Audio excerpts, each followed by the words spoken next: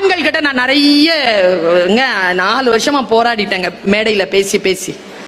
இதை எதுக்கு பாத்ரூம் கொண்டு போறீங்க வீட்டுல? நான் கேட்டேன், ஒரு சைக்காட்ரிக் சொன்னாரு, தனியா போக இப்பெல்லாம் ஆம்பளைங்க பயப்படுறீங்களாம்.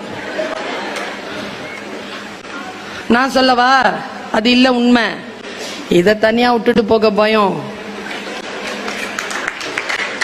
இந்த கை தட்டுறதெல்லாம் பாதிக்கப்பட்டது இல்லைன்னா பயப்படுறது.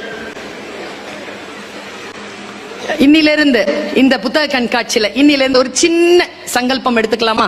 ஒரு சின்ன உறுதிப்பாடு, ஒரு சின்ன வாக்குறுதி. காலையில எழுந்திரிச்ச உடனே குளிக்கிறோம்ல, குளிக்கிறோமா?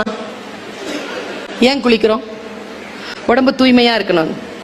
வள்ளுவர் சொல்றார், புற தூய்மை நீரினால் வரும், அகத்தூய்மை வாய்மையினால் காணப்படும். உடம்ப எவ்வளவு சுத்தமா வச்சுக்கிறீங்களோ இதையும் சுத்தமா வச்சுக்கோங்க. இப்போ நீ படிக்கும் புத்தகத்தை பற்றி சொல், நான் உன்னை பற்றி சொல்கிறேன். நீ பார்க்கும் படத்தை பற்றி சொல், நான் உன்னை. உன் கூகுள் ஹிஸ்டரியை சொல், நான் உன்னை பற்றி சொல்கிறேன். நீ என்ன கூகுள் ஹிஸ்டரி வச்சிரு.